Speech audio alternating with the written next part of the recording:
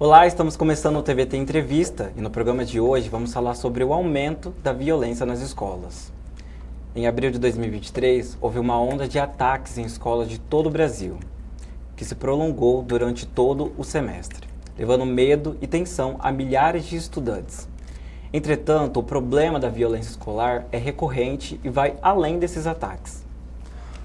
Para debatermos sobre o assunto, convidamos Vivian Massulo Silva, que é professora universitária em cursos de graduação e pós-graduação na UNAERP. Ela também é especialista em ética e cidadania pela USP de Ribeirão Preto. Doutora e mestre em educação pela Universidade de São Carlos. Bem-vinda, Vivian. Bem-vinda. Obrigada, gente. É um prazer estar aqui. Agradeço o convite do curso e da universidade. Mas antes de iniciarmos a nossa entrevista, vamos recapitular os números e dados sobre a violência nas escolas no Brasil. Bullying. Agressão.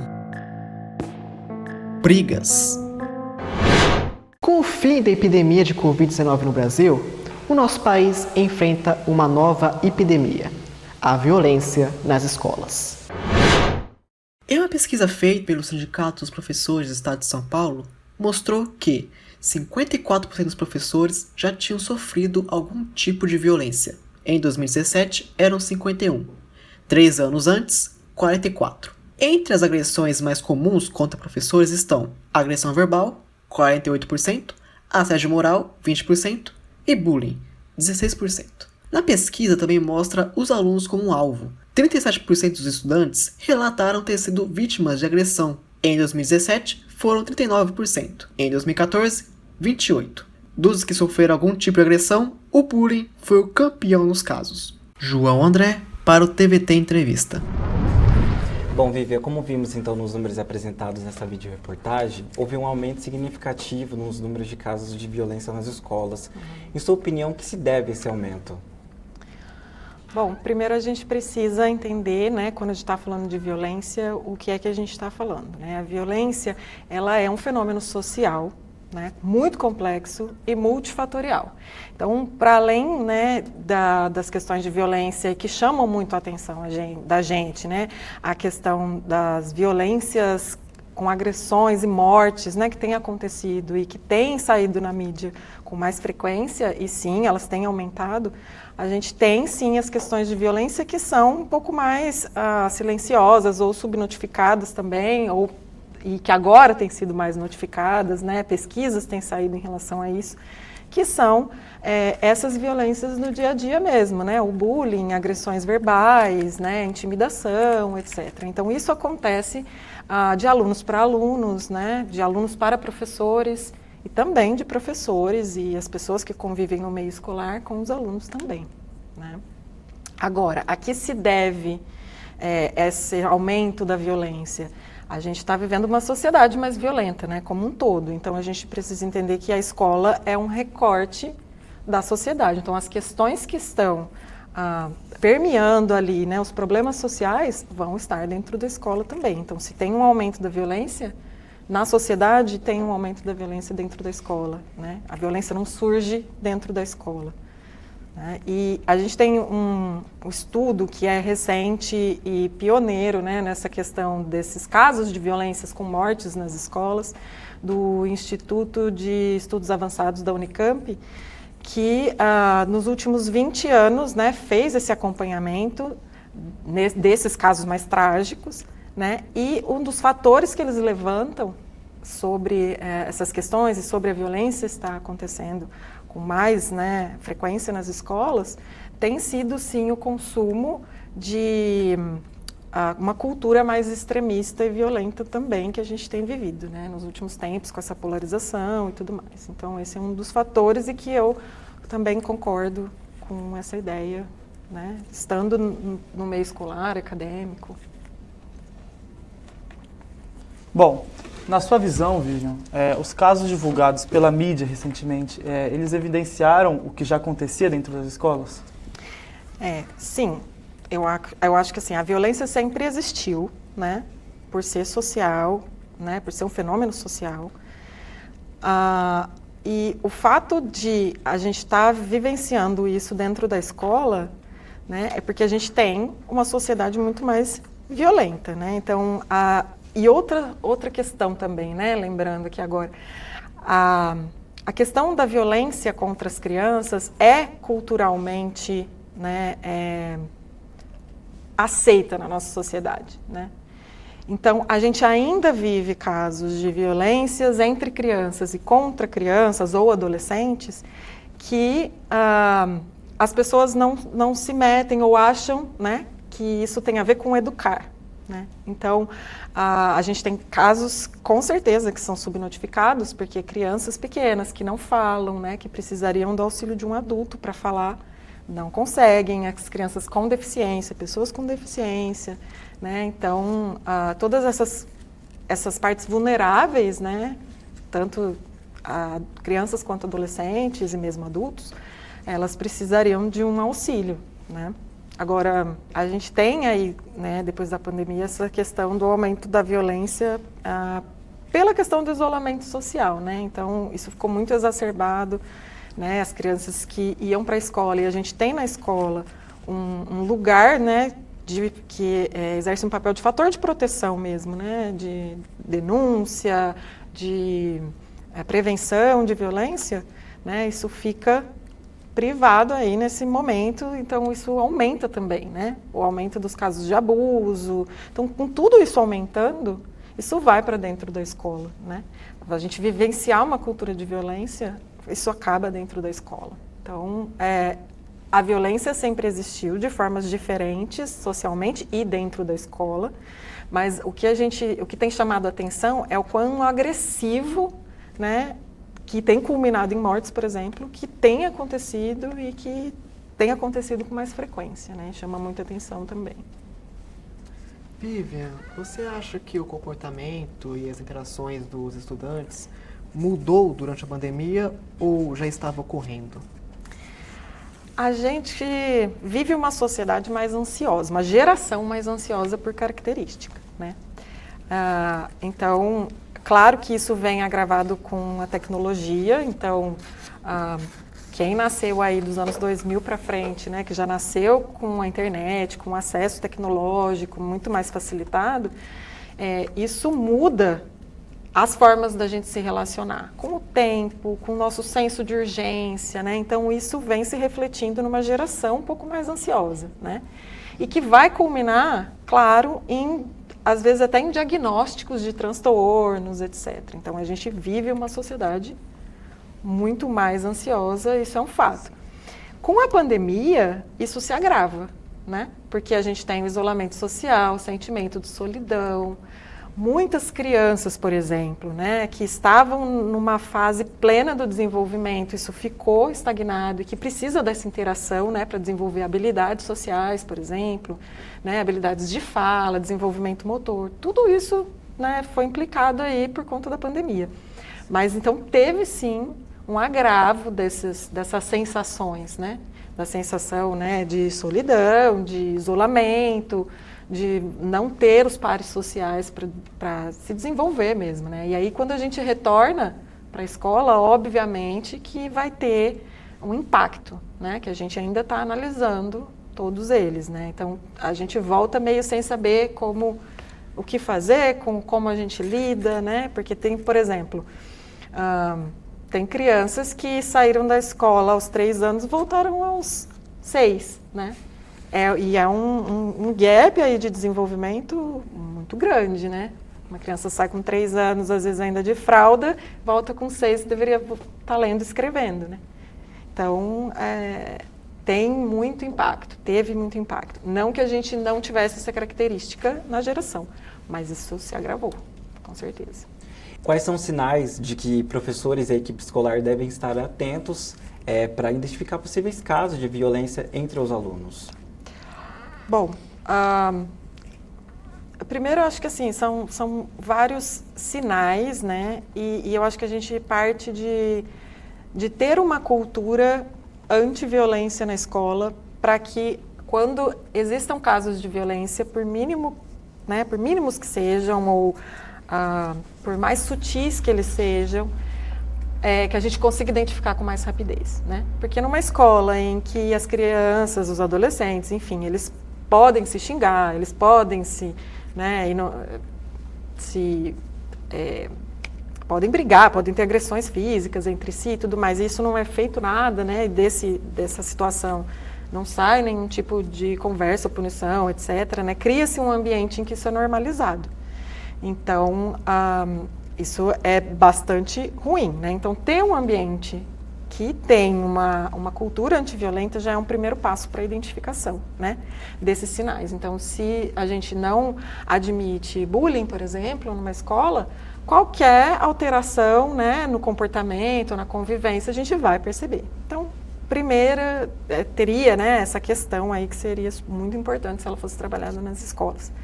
Mas sinais, assim, que a gente pode presenciar, né, que ficam mais evidentes, a gente tem alterações de comportamento, né, alterações de...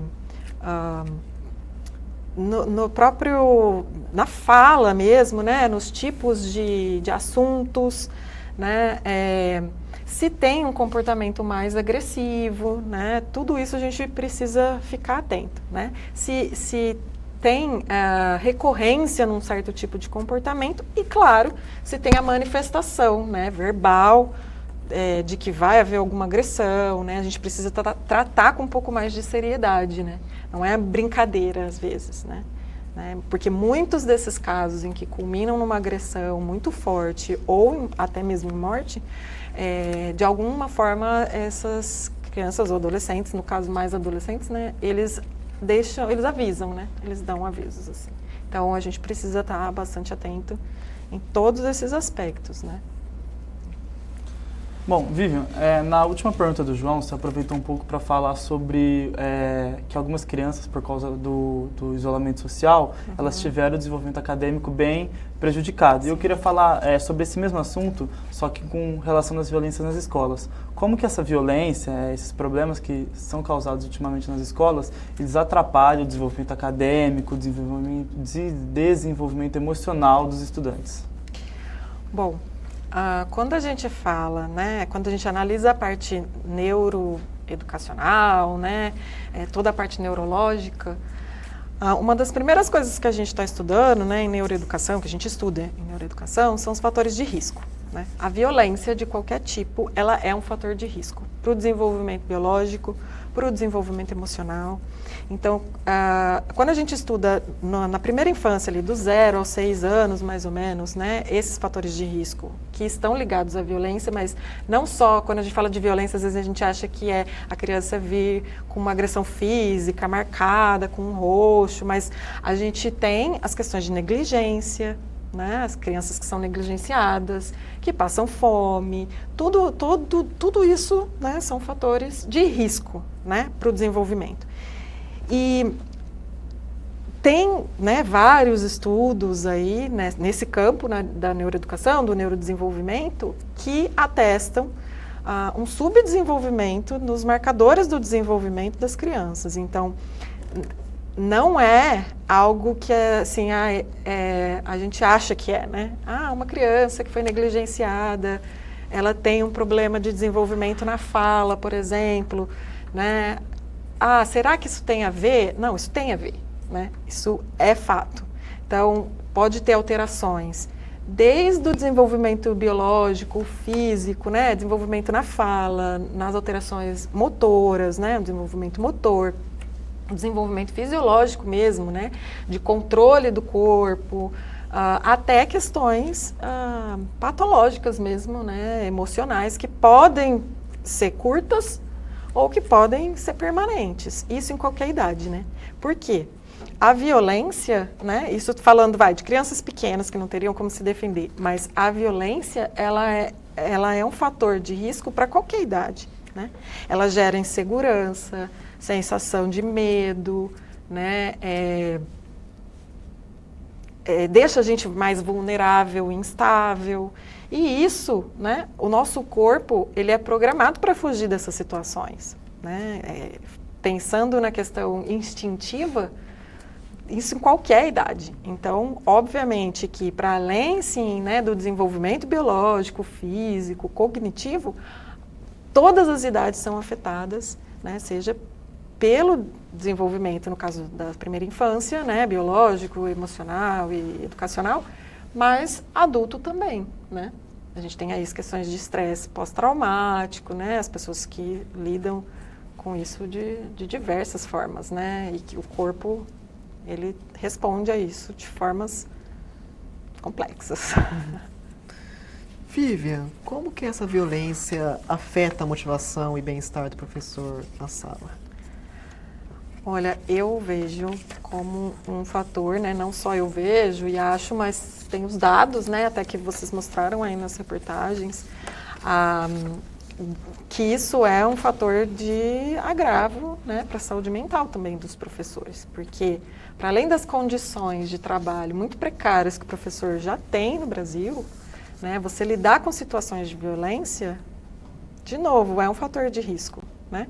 Então a gente tem professores com a saúde mental debilitada, né, se sentindo inseguros para ir trabalhar, para entrar dentro da escola, né? E diferentemente das crianças e dos adolescentes que têm uma questão, né, da consciência ali muito atrelada ao lúdico e à fantasia, a pessoa adulta e madura, né, ela já sabe dos riscos, ela tem consciência de todos os riscos, né? Ela sabe que ela pode trabalhar e não voltar, né? Uma criança ainda pode, ou um adolescente ainda pode, né, não ter essa completa consciência, mas o adulto sim. Então, assim, agravo total na saúde mental dos professores, essa sensação de insegurança, né, o não desejo por trabalhar naquela escola, muitos professores afastados, né, então é também bastante prejudicial. Vivian, quais ações são necessárias para que as escolas se tornem um ambiente verdadeiramente seguro e acolhedor, promovendo o bem-estar de todos nesse ambiente? Bom, eu vou retomar de novo a questão da gente ter uma cultura anti-violência, né? Mas eu acho que a escola ela já é um fator de proteção, né? Ela é um local em que as crianças podem ser protegidas porque a gente tem a obrigação de denunciar casos de violência em que a gente constate ali, né? Então, o professor, ele vê como a criança ou o adolescente anda, como ele fala, como ele se movimenta, se tem alterações, né, no dia a dia, em como a criança ou o adolescente se comportam. Então, a escola é um fator, né, de proteção e que muitos casos são denunciados. E aí tem uma questão, né, para essa questão de a gente ter uma cultura antiviolenta e tal, que é a ação mesmo sobre esses casos, né, e essas discussões. Então, para além, claro, dessa cultura, a gente precisa falar sobre a violência, né? Trazer a comunidade também para dentro da escola. Então, não é não falar sobre que a gente vai resolver o problema.